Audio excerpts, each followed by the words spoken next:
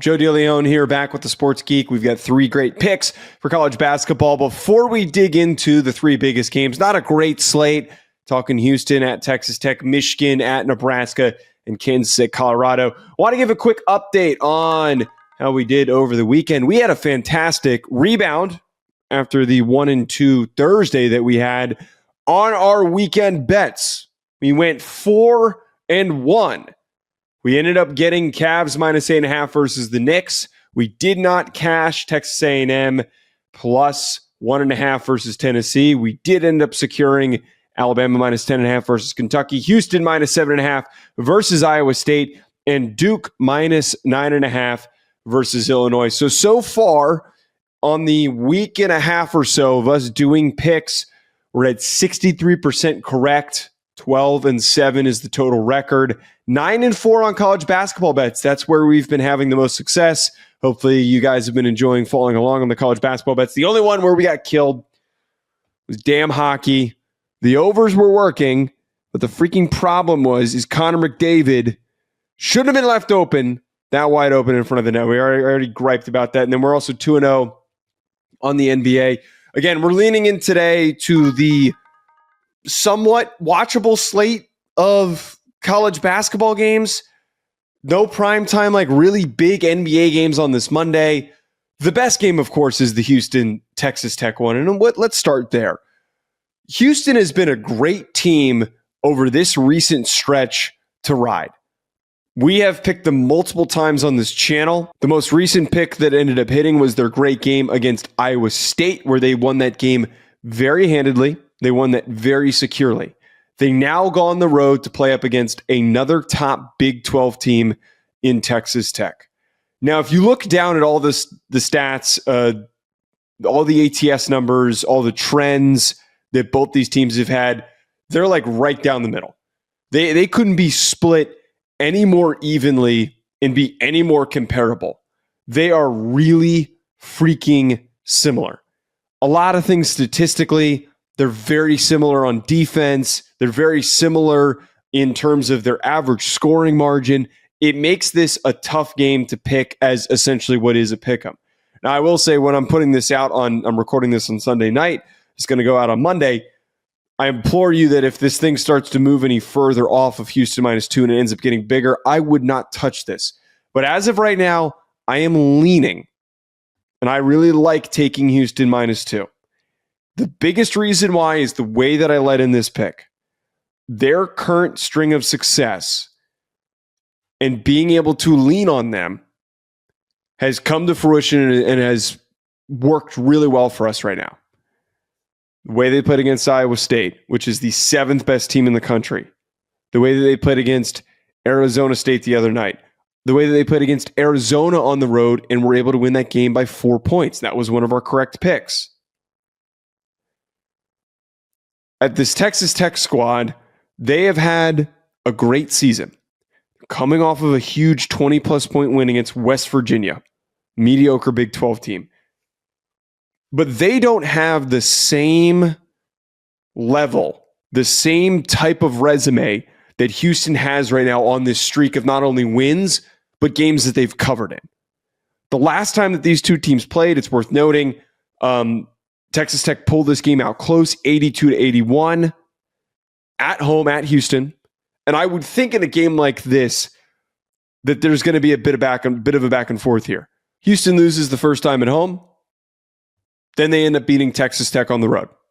In any sport, I love using this cliche. I'm going to use it a ton. It is hard to beat a good team twice in the same season, especially with a similar outcome. So I'm taking Houston here. Their reliability is something that needs to continue to be pushed, and I'm going to continue to stick with it. The next game, Michigan at Nebraska. Right now, currently Nebraska -1. I really love in this game taking Michigan to cover in essentially what's a pick'em game. They didn't look great against Michigan State. They played like crap against Michigan State. This is an important bounce back situation. Talking about teams needing to recalibrate, to regain their footing is always something that's easy to talk about, especially in college sports. There is a massive disparity in a number of categories that stand out to me, though, in this game. Michigan is 41st in total rebounds. Nebraska is 184. That's a massive gap. Two even bigger gaps. Michigan, 81st in three-point shooting, which isn't a great number, but when we compare that to Nebraska at 208, massive gap. Michigan is 6th in two-point shooting percentage, and Nebraska is 72nd. There is no statistical edge here for anything that Nebraska does well that is going to pay off for Michigan in this, or sorry, for Nebraska in this game. So I'm taking Michigan. Give me Michigan +1 in this game.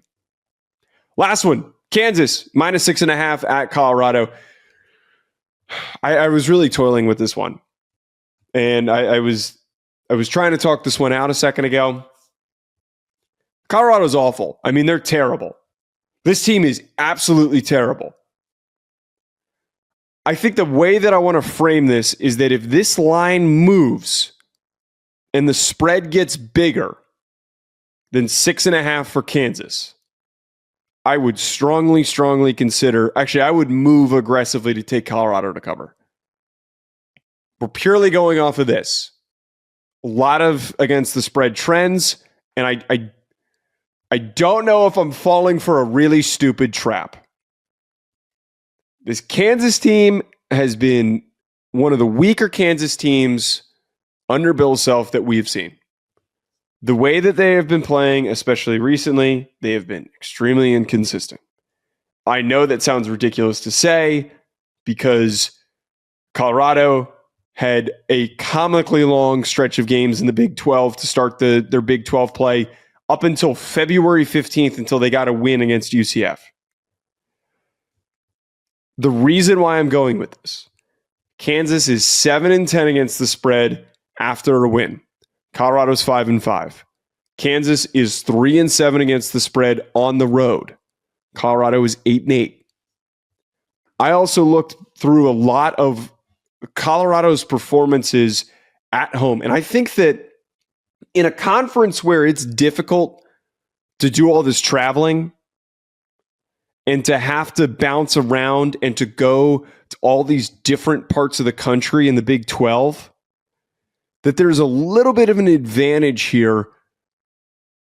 Kansas having to travel to Colorado. Colorado coming off of a home game. But in the vein of what I'm talking about here, Colorado's best performances this season against some of the top teams that they've played in the Big 12 have come at home. I don't know if it's because of the elevation. Again, I don't know if it's because of all the travel.